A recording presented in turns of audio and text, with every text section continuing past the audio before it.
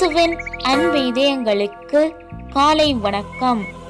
இந்த நாள் உங்களுக்கு ஆசீர்வாதமாக அமைய வாழ்த்துக்கள்.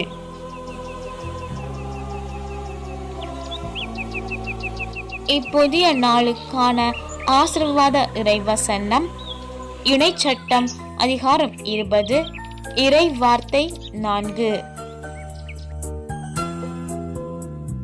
உங்களுக்காக உங்கள் பகைவருக்கு எதிராக போர் புரியவும் உங்களை காப்பாற்றவும் உங்கள் கடவுளாகிய ஆண்டவரே உங்களோடு செல்கிறார்.